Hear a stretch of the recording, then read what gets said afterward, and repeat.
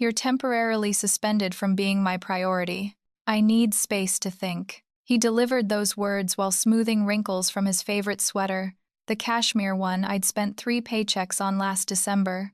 The way his voice shaped temporarily felt rehearsed, like he'd practiced it somewhere else, with someone else, perfecting the tone that said he was being mature and thoughtful when really he was just being a coward. His fingers moved with such care over that fabric, more gentleness than he'd shown me in months, and I realized he was packing, not for a business trip or a weekend with friends. Packing to leave me, but only partially, only enough to keep one foot in my life while the rest of him walked into hers. "Space.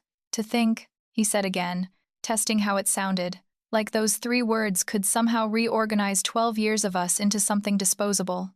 About what I really want. What he really wanted was standing in an apartment 17 minutes from our house, 28 years young, and believing every single lie he'd told her about who he was and what he'd built. What he really wanted was to keep me funding his performance while he auditioned for a different life. What he really wanted was to suspend me like some subscription service he could cancel and reactivate whenever convenience called. But here's what he didn't know. What he'd somehow forgotten in all his careful planning and gentle exits. Everything he thought he'd built, everything he thought made him impressive, everything he'd shown her in photographs and stories, I'd paid for. Every piece. And when you fund someone's entire existence, you get to decide when the show ends. Before we go any further into this, I need to know you're really listening, because what happened next changed everything I thought I knew about love and money, and the space between giving and being taken from. Drop a comment telling me if you've ever paid for someone's whole life while they were busy, auditioning for a different one. Hit that subscribe button if you want to hear how suspension works when the person holding the strings decides to let go. Because this story, my story, it doesn't go where you think. My name is Temperance, though everyone shortens it to Temper, which feels appropriate now but didn't always. I'm 39, work in medical diagnostics, and spent most of my adult life believing that love meant holding things together, even when the other person had stopped trying. My father died when I was 26, and left me something most people my age don't have: actual money. Not millions, but enough that I didn't worry about rent or emergencies or whether I could afford to help someone I loved when they stumbled. That inheritance became my identity in ways I didn't recognize until much later. I became the person who could fix things, fund things, make problems disappear with a transfer or a payment plan. And for 12 years, I'd been fixing him. His name was Calloway, which should have been my first warning, because who names their child after a jazz club and expects him to develop substance? But I loved him anyway. Or I loved who he'd been in the beginning when we met at a charity fundraiser where he was networking his small shipping logistics company, and I was there because my hospital bought a table. He seemed ambitious then, hungry in a good way, the kind of person who worked 80-hour weeks and still showed up with flowers on Friday. We built something in those first 5 years that felt real and solid, the kind of partnership where you split bills and decisions and believed you were headed somewhere together. Then his business went under. Not dramatically, not with scandal or betrayal, just the slow suffocation of bad contracts and worse timing. He tried for 6 months to save it, then another 6 to find equivalent work, and then one morning he woke up and announced he needed time to figure out his next move strategically. That was 7 years ago. 7 years of strategic planning that looked a lot like golfing and gym sessions and long lunches with contacts who never materialized into actual employment. I covered our bills because that's what partners do during rough seasons. I covered his car and his phone and the boat he insisted he needed for networking, even though the only thing he ever caught on that boat was a sunburn and apparently a girlfriend. Her name was Bellamy, which I only learned after weeks of careful investigation that I wish I could say I didn't do but absolutely did. 28, assistant manager at a waterfront hotel, genuinely lovely in her online photos in that unguarded way that suggested she hadn't yet learned how cruel people could be. She believed Calloway owned a maritime transport company, believed the boat was his, believed those golf outings were business meetings, believed the European trip he took her on last month was funded by his entrepreneurial success. She had no idea. She was dating a man whose entire life was a performance sponsored by his girlfriend's dead father's money. I found out about Bellamy 6 weeks before the suspension speech. My friend Octavia saw them at a wine bar in the next town over, his hand on Bellamy's lower back in that possessive way that used to make me feel claimed and now just made me feel erased.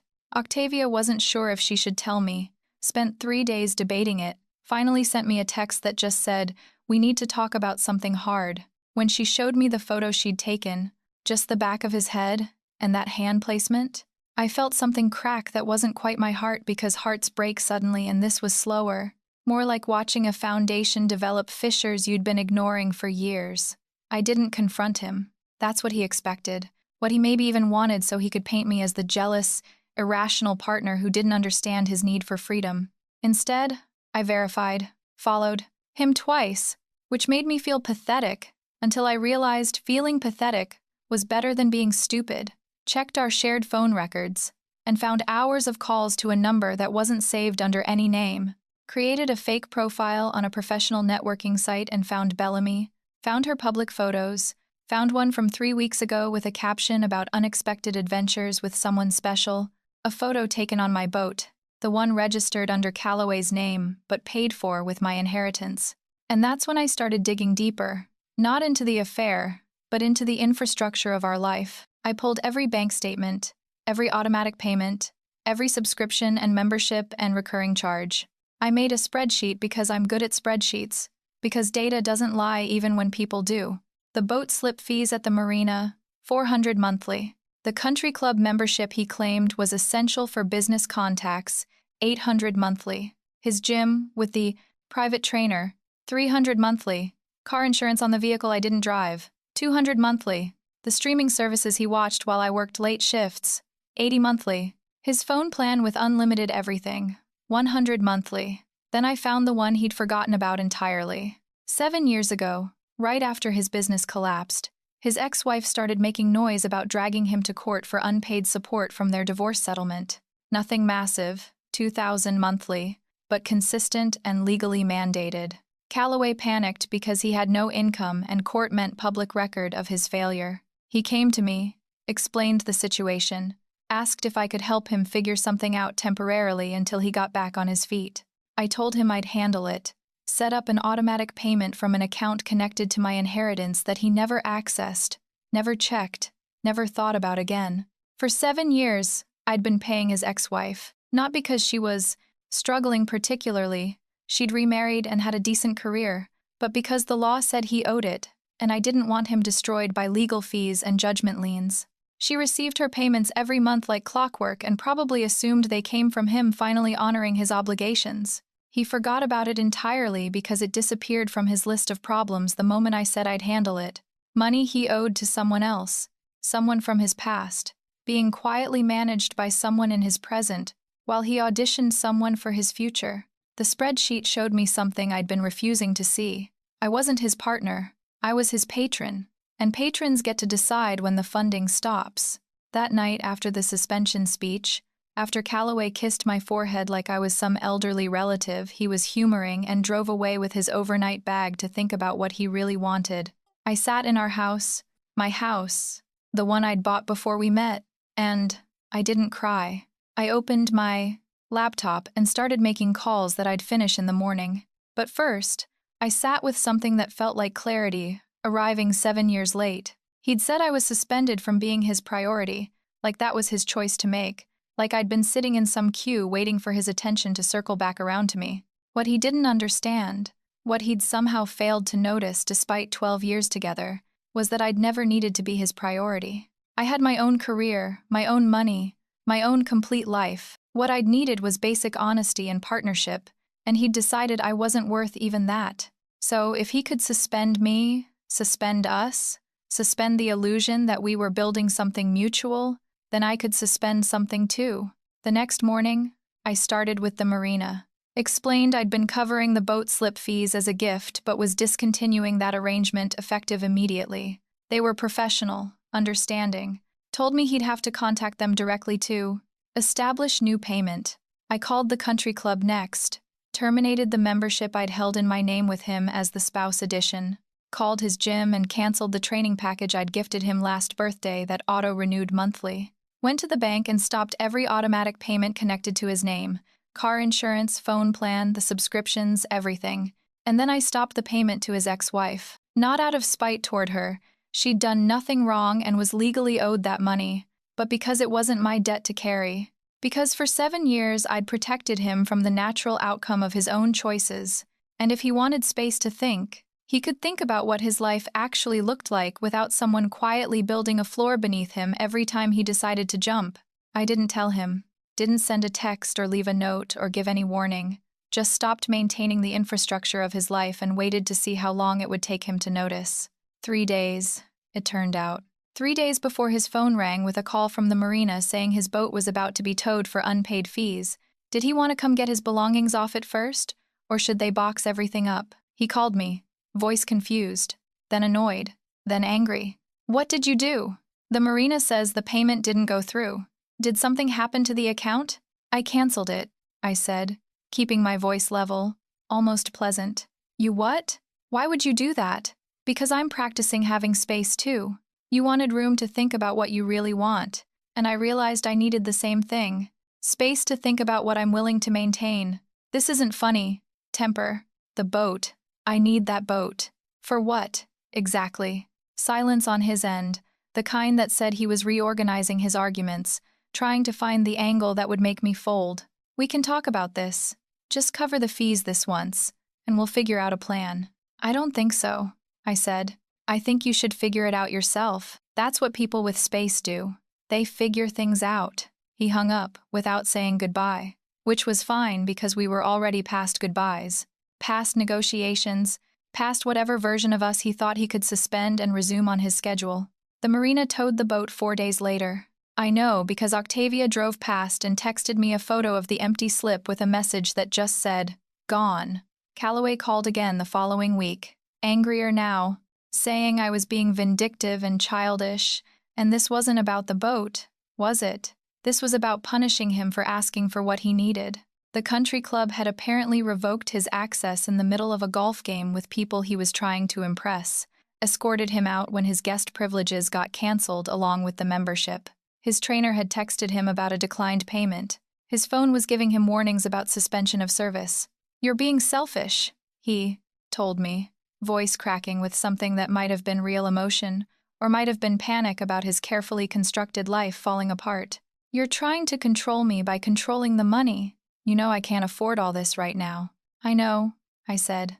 "That's the point. You've never been able to afford it. I have, and I'm choosing not to anymore." "So what? You're just cutting me off? After everything?" "After everything," I repeated. "Yes, that feels accurate." He didn't call again for a while after that. I learned through mutual friends that he'd moved in with Bellamy, which made sense because he needed somewhere to go and she still believed he was someone worth impressing. I wondered how long it would take for the rest of his life to unravel, how long before the truth caught up to the performance. The answer came in week 3. A single envelope arrived at my house on a Tuesday afternoon, forwarded from an address Calloway hadn't lived at in years. Legal. Stationary. The kind with a return address that tells you someone means business. I didn't open it because it wasn't addressed to me, but I knew what it was. His ex-wife's attorney had filed the paperwork. Calloway showed up 6 hours later, no longer asking for space or talking about what he needed to think about. He came through the door without knocking, which told me he'd forgotten this wasn't his house anymore, that he'd given up certain privileges when he packed that overnight bag.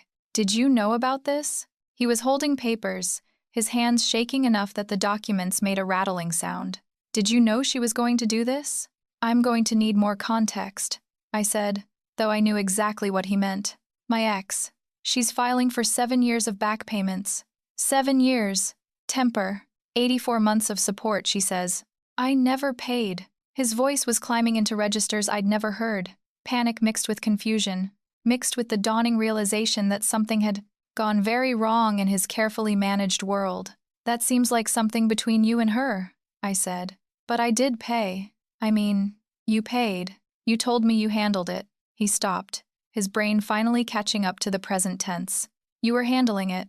"I was. And now?" "Now I'm not." The papers fell from his hands, literally slipped through his fingers and scattered on the floor between us. "When did you stop?" 3 weeks ago. Same day you decided I was temporarily suspended from being your priority." He bent to gather the pages, movements jerky and uncoordinated, like his body was forgetting how to function under stress.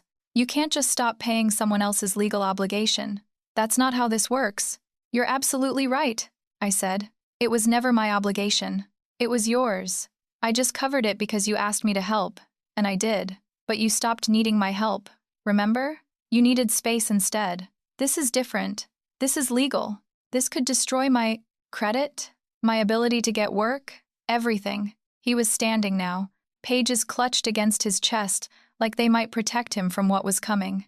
Then I guess you should figure out how to handle it. That's what people do when they have space to think. They handle their own obligations. You're punishing me, he said, and there was something almost like wonder in his voice, like he couldn't quite believe I was capable of this. All of this. The boat, the club, now this. You're destroying my life because I asked for time to figure out what I wanted. I'm not destroying anything, Calloway. I'm just no longer building things for you. There's a difference, even if you can't see it. He left without the dramatic exit he probably wanted, just gathered his papers and walked out, shoulders bent under the weight of consequences he'd never expected to carry. I watched him drive away, and felt something I hadn't felt in years. Absolutely nothing. Not anger, not satisfaction, not even relief. Just the neutral temperature of a decision made and executed. Bellamy called me 2 days later, which surprised me because I hadn't expected her to have my number. Is this Temper? It is. This is Bellamy. I think we should talk. About the fact that apparently I've been dating someone's partner for 2 months and didn't know it. Her voice was steady, but I could hear the tremor underneath, the sound of someone trying to maintain dignity, while their reality reorganized itself. He told you we were together? I asked. He told me yesterday, after the legal papers arrived, after his boat got taken, after everything started falling apart, and I asked him why he suddenly couldn't afford anything. She took a breath that sounded painful. He said you were his partner of 12 years and you'd been supporting him financially, and he'd made a mistake getting involved with me. That's one version, I said. What's another version? That he told you whatever he needed to tell you to explain why the life he was performing for you turned out to be funded by someone else entirely. That he's trying to figure out which one of us might still be willing to catch him when he falls. That he's terrified because for the first time in 7 years, nobody's building a floor beneath his feet. Silence on her end, the kind that meant she was deciding whether to defend him or believe me. The boat was yours? The slip fees were. The boat's registered in his name but purchased with my money. The country club membership was mine. The gym, the phone, the car insurance, all of it. The trip to Portugal? My credit card. He told me it was a networking opportunity with potential investors. I found the hotel charge later with 2 guests listed. She made a sound that wasn't quite a laugh. He told me he owned a shipping company, that the business was doing really well, that he worked from home managing contracts. He hasn't worked in 7 years. His company failed and he decided strategic planning was a better use of his time than actual employment.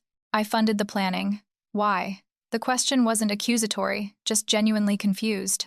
Why would you do that for someone who was lying to you? Because I didn't know he was lying until recently, and before that, I thought I was supporting a partner through a difficult transition. Turns out I was patronizing a performance I wasn't invited to watch.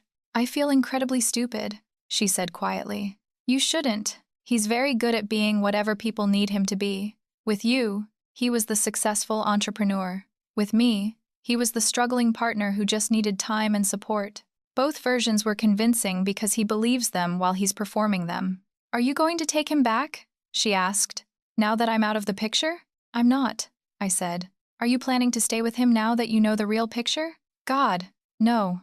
I don't date liars. Or broke liars. Or any version of this situation. She paused. He's going to end up alone, isn't he? Probably. Or he'll find someone else who hasn't learned yet what he is. I'm sorry, Bellamy said. For my part in this. I genuinely didn't know. I believe you, I said, and I did.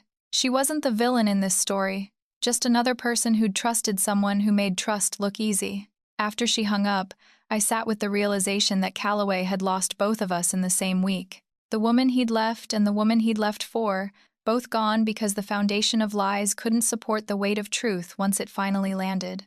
I wondered if he understood yet that the problem wasn't me cutting him off or Bellamy walking away. The problem was that he'd built an entire life on other people's resources and called it his own success. The legal proceedings with his ex-wife moved faster than I expected. Her attorney was efficient, filed everything properly, included documentation of the original divorce settlement and the payment schedule Calloway had agreed to and then abandoned. Because I'd stopped the automatic transfers, there was a clear record of 7 years of payments followed by sudden cessation. The court sent notices to the last known address, which was still my house because Calloway had never bothered to officially change his residency anywhere else. He came by to pick up his mail, looking thinner somehow, like stress was eating him from the inside. "Can we talk?" "We are talking," I said. "I mean, really talk. About fixing this. About us. There's no us to fix. You made that clear when you suspended me from your priorities." I was confused. "I made a mistake." "People make mistakes, Temper." His voice had taken on a pleading quality that might have worked on me 6 months ago but now just sounded like another performance. "You didn't make a mistake. You made a series of deliberate choices over months. You chose to start something with Bellamy. You chose to spend my money impressing her. You chose to lie to both of us. Those aren't mistakes. They're decisions. And now you're living with what decisions cost. The court hearing is in 2 weeks. If I can't show income or assets, they're going to structure a payment plan that'll follow me for years. It'll destroy any chance I have of rebuilding. Then I suggest you find income or assets," I said. "You could testify. Tell them you were making the payments voluntarily, that it wasn't me avoiding my obligations. But it was you avoiding your obligations. I was just enabling that avoidance.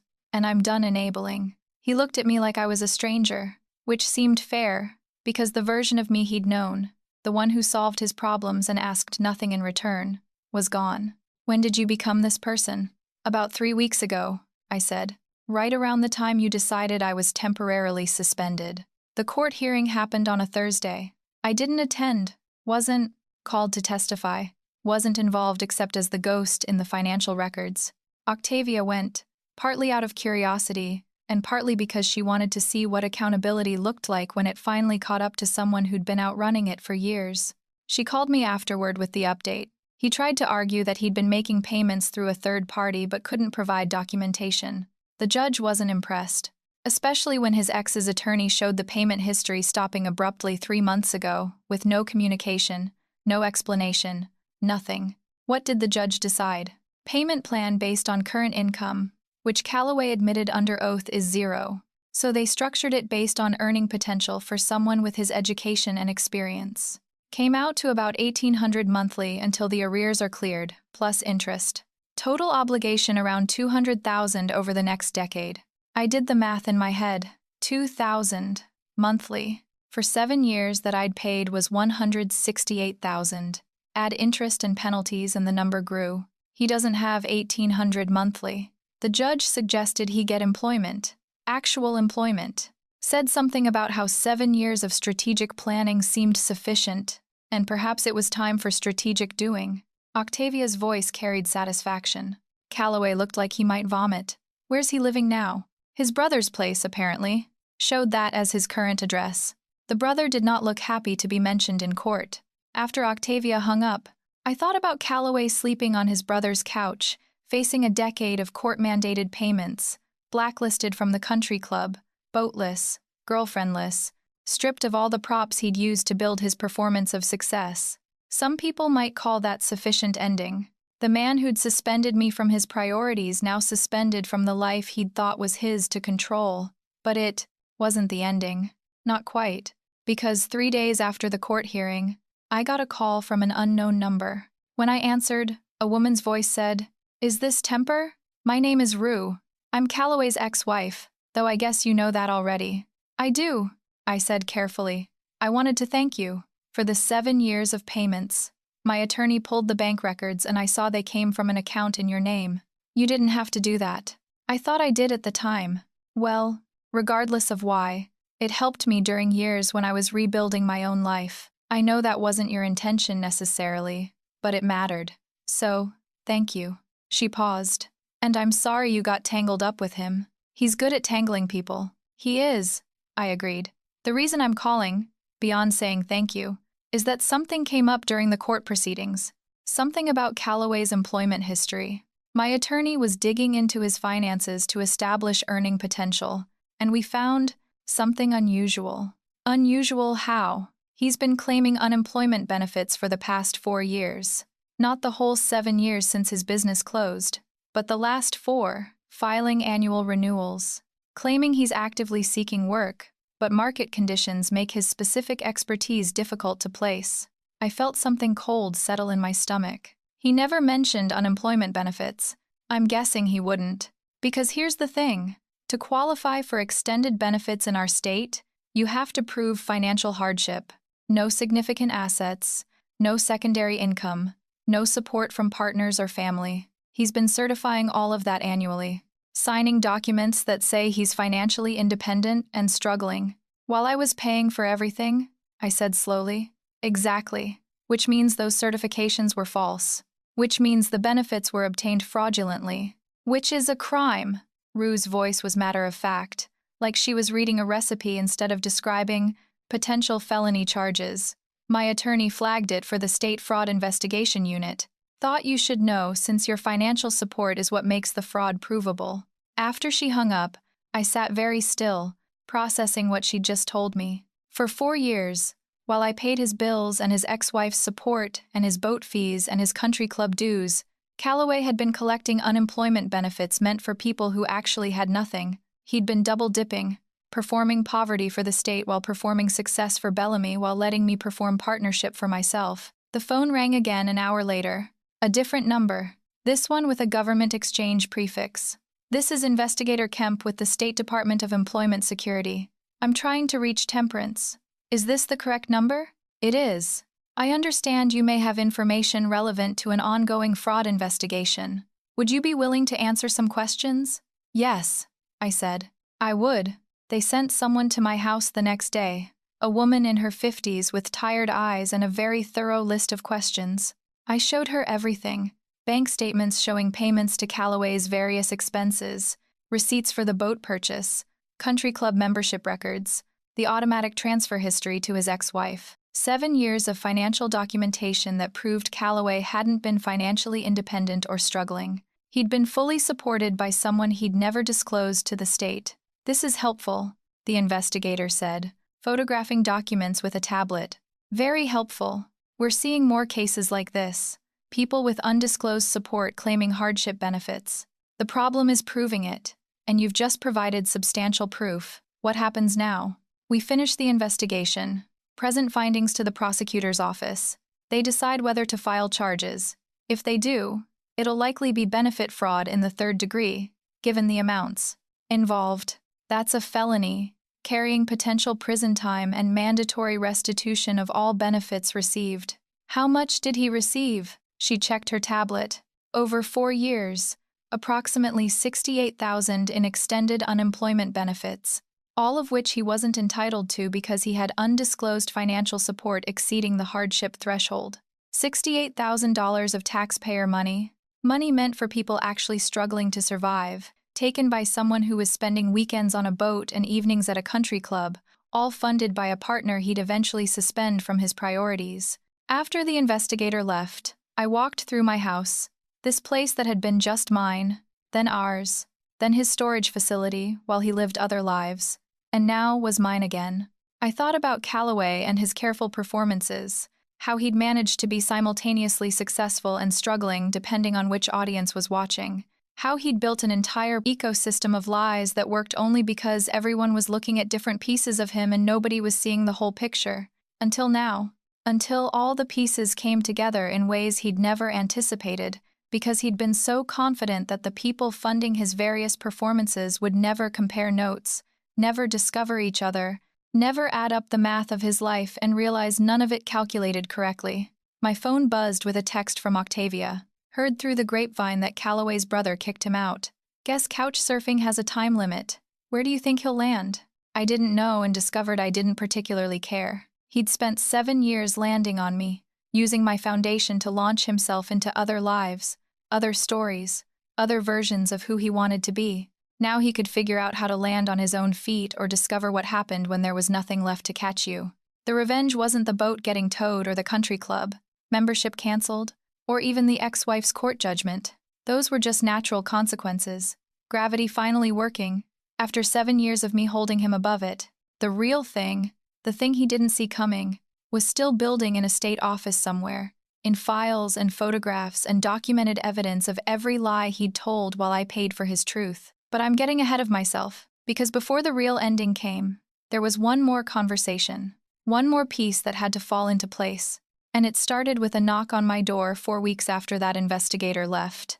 A knock I wasn't expecting but probably should have been. Calloway, looking worse than I'd ever seen him, standing on my porch in clothes that needed washing, asking if we could please talk about fixing what he'd broken. And this time, I let him in. Not because I wanted to reconcile or because some part of me still held space for him. I let him in because I wanted him to see what he'd lost. When he'd looked at my entire existence and decided it was worth suspending, I wanted him to witness, one final time, the life he'd taken for granted while he was busy building sandcastles with my resources. He sat on the couch, the same one he'd fallen asleep on countless nights while I worked late shifts, and tried to find words that might reorganize reality into something more favorable. I know I messed up. I know that now. But we had 12 years together. Temper. That has to mean something. It means something, I said. It means I spent 12 years learning exactly how much I was willing to sacrifice for someone who saw my sacrifices as his entitlements. I never asked you to pay for everything. You didn't have to ask. You just stopped contributing and waited to see if I'd fill the gap. And I did. For 7 years, I filled every gap while you pretended it was normal. While you performed success with my money and called it your life. He put his head in his hands. And, for a moment, I almost felt sorry for him. Almost. My brother won't let me stay anymore. Says I need to figure my life out somewhere else. Bellamy won't talk to me. The court thing with my ex is going to bury me financially for the next decade. I have nothing, Temper. Absolutely nothing. You have what you always had, I said. Yourself. Your education. Your supposed expertise in shipping logistics.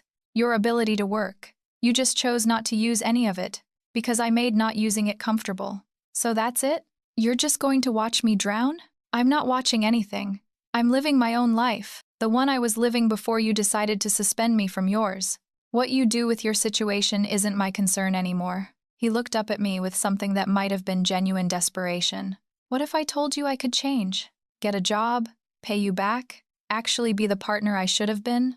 I'd say you're about 7 years too late. And that change motivated by having no other options isn't really change at all. It's just adaptation to new circumstances. Please, the word came out broken. I don't have anywhere else to go. That's not my problem to solve, I said. And I meant it without cruelty, just as a statement of fact. You created this situation by making choices. You wanted space to think about what you really wanted. Well, you got it. This is what space looks like when nobody's filling it for you. He left 20 minutes later, and I watched him walk to a car that wasn't the one I'd been insuring, something old and borrowed looking, and drive away. I thought that might be the last time I saw him. Thought maybe he'd disappear into whatever life people build when they've burned every bridge and exhausted every person who ever cared about them.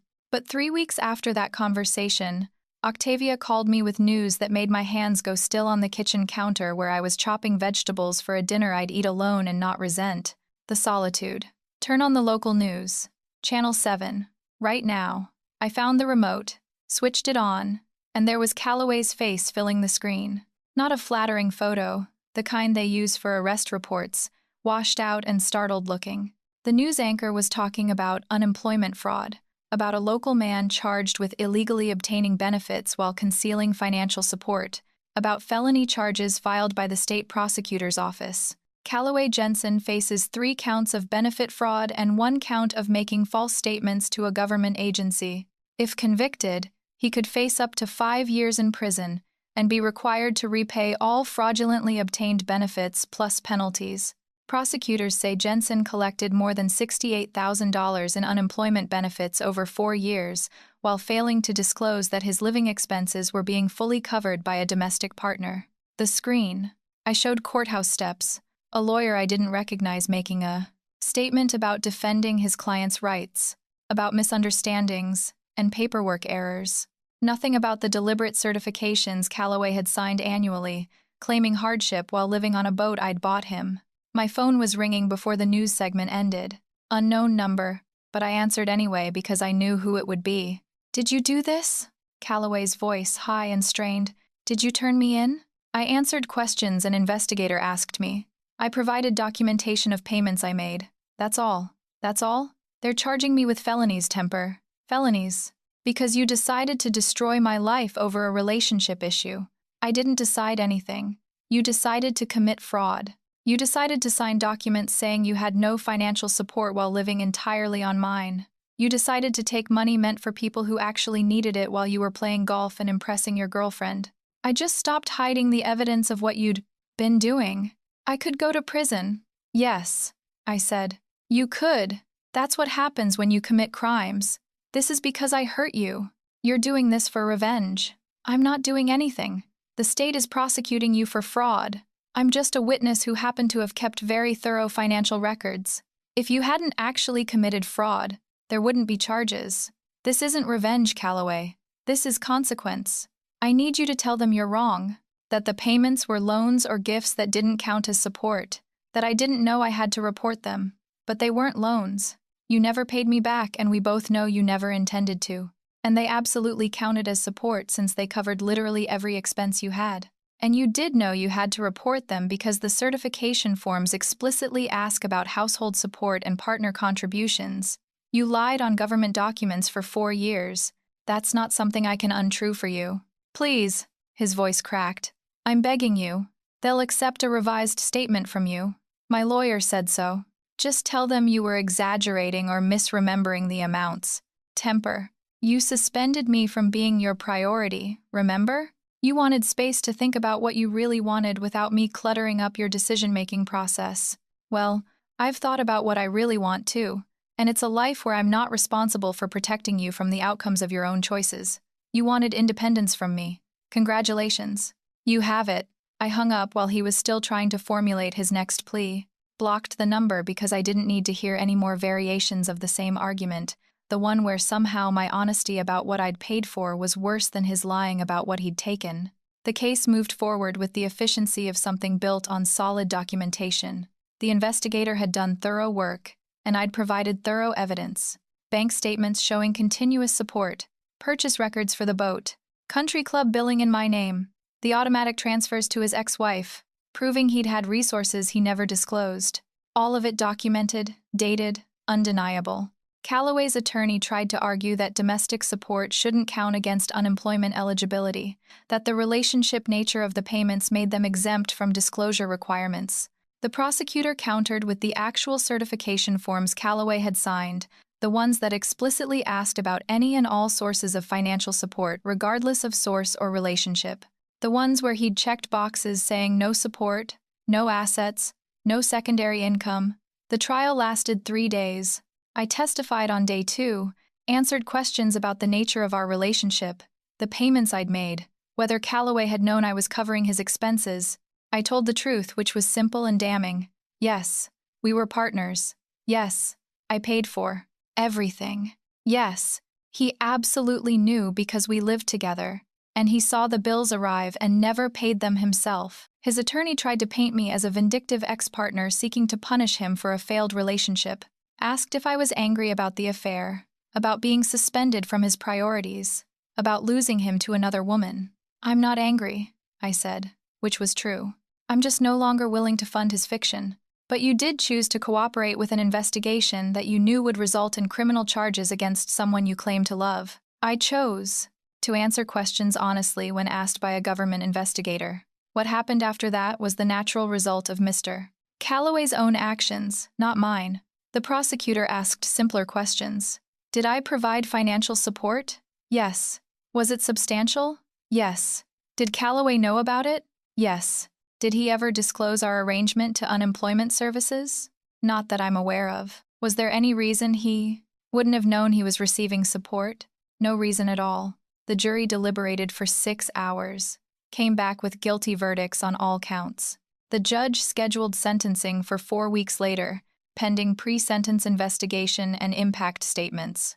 Calloway looked smaller in the courtroom than I'd ever seen him, diminished by the reality of what was happening. His brother was there, sitting in the back, looking resigned rather than surprised. Bellamy wasn't there. His ex-wife Rue was there, though, sitting 3 rows behind me, watching the man who'd failed to support her now facing prison for lying about the support he'd received from someone else. At sentencing, the judge talked about the seriousness of defrauding public benefit systems, about how unemployment funds are meant for genuinely struggling people, about how Calloway's actions had diverted resources from those actually in need, talked about the aggravating factors, the length of the fraud, the deliberate false certifications, the substantial amount obtained, the complete lack of remorse until after getting caught. Mr. Calloway, you had opportunities to correct this situation. Every annual recertification was a chance to be honest about your circumstances. You chose deception each time. That speaks to character and intent in ways that can't be ignored.